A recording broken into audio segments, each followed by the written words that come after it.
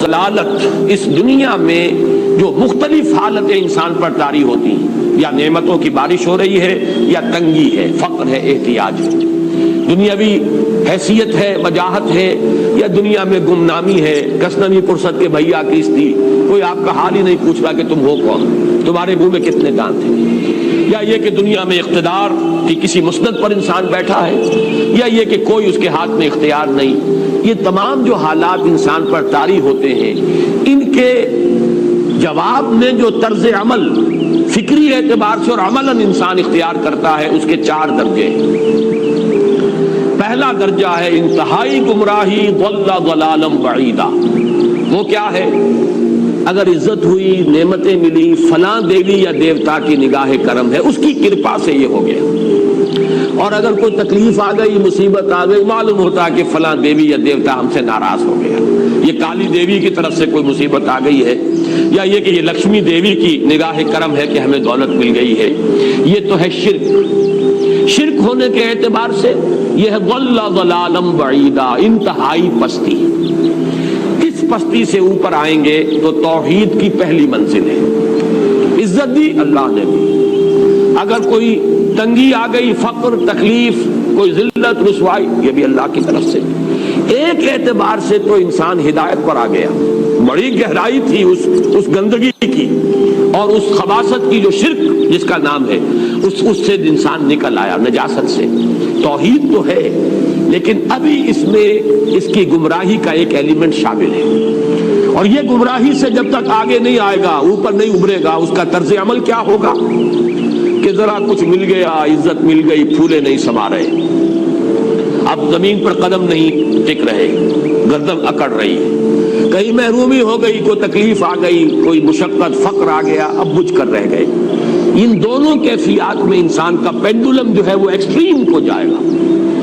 یہ کب ہوگا؟ جبکہ انسان یہ سمجھتا ہے کہ اس دنیا میں جو دولت مل گئی یا عزت مل گئی تو یہ گویا کہ بڑی کوئی قابل فخر شے ہے، اور اگر یہاں پر کوئی تکلیف آ گئی، کوئی مصیبت آ گئی، فقر و فاقہ آ گیا تو یہ گویا کہ بہت ہی اہانت آمیز شے ہے۔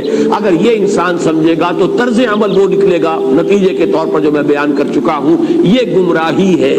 اس گمراہی سے نکلیں گے تو آپ کس مقام پر آئے؟ دوسری منزل ہدایت کی کیا ہے؟ نہ یہ عزت ہے نہ یہ ذلت ہے، دونوں حیثیتیں برابر ہیں کہ یہ امتحان ہے۔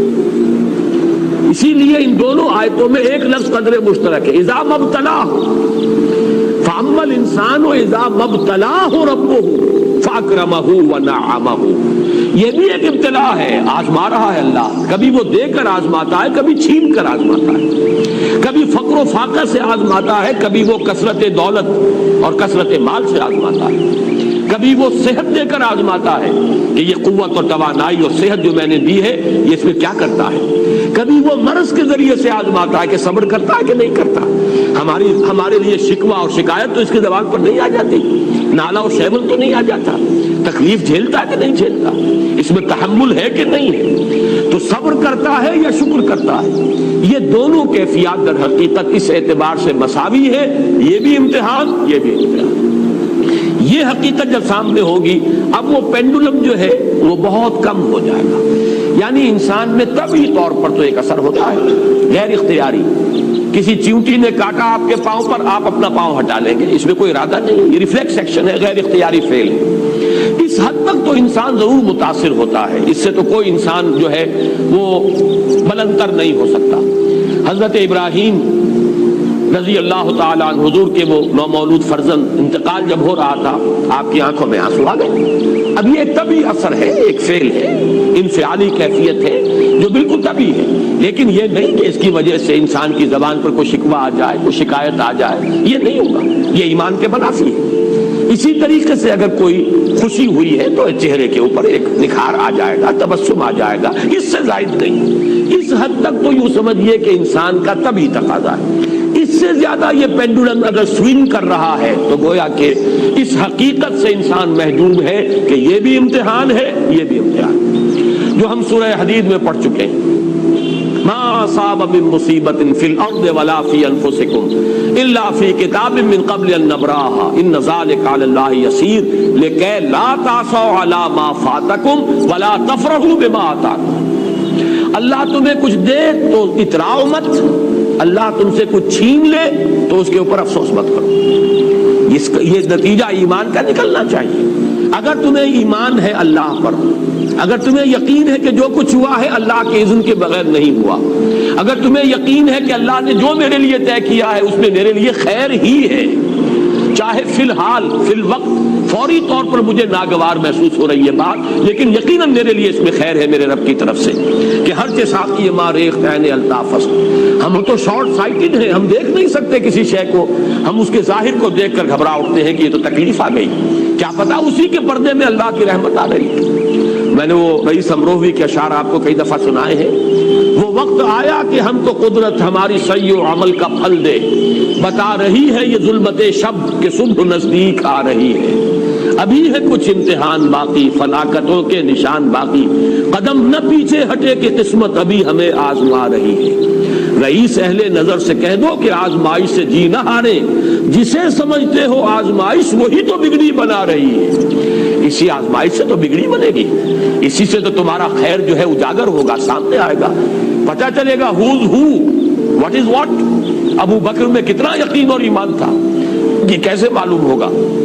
کیسے معلوم ہوگا کہ بلال میں کتنا سہار، کتنا تحمل تھا، کتنا صبر تھا، اگر وہ مصیبت ان پر نہ آتی کہ جو امیہ ابن خلف کے ہاتھوں ان پر قیامت ٹوٹ رہی تھی۔ تو یہ ساری چیزیں جو ہے ما اصاب من مصیبت فی الارض ولا فی انفسکم الا فی کتاب من قبل ان نبرأ ان ذلک علی اللہ یسیر لکی لا تعصوا علی ما فاتکم ولا تفرحوا بما آتاکم واللہ لا یحب کل مختال فخور۔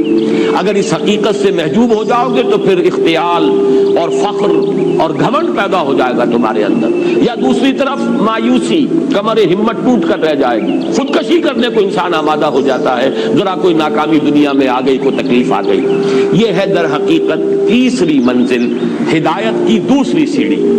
پہلا کیا تھا؟ نہاد ظل ضلالا بعیدا، کوئی خیر مل گیا تو کسی دیوی کی نگاہ کرم، کوئی تکلیف آ گئی تو کسی دیوتا کی ناراضی، یہ تو ہے ضل ضلالا بعیدا۔ اس سے اوپر آئے، یہ پہلی سیڑھی ہدایت کی ہے۔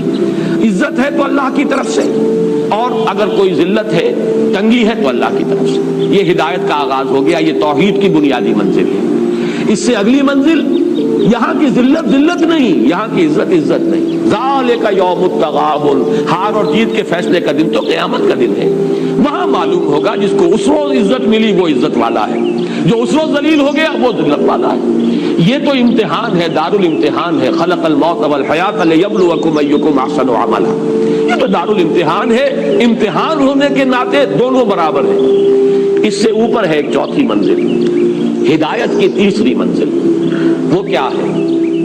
عام طور پر انسان یہ سمجھتا ہے کہ یہ جو آزمائش ہے تنگی کی اور فقر و فاقہ کی، یہ سخت تر آزمائش ہے، اور نعمتوں کی بارش ہو تو یہ آسان آزمائش ہے۔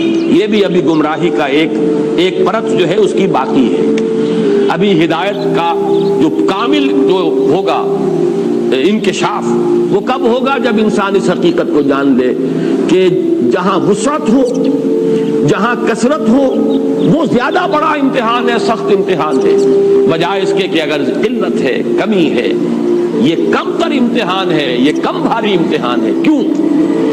کہ اگر آپ کے پاس کثرت ہے آپ کے اندر غفلت پیدا ہو جائے گی، کثرت کا لازمی نتیجہ غفلت ہے، اور اگر قلت ہے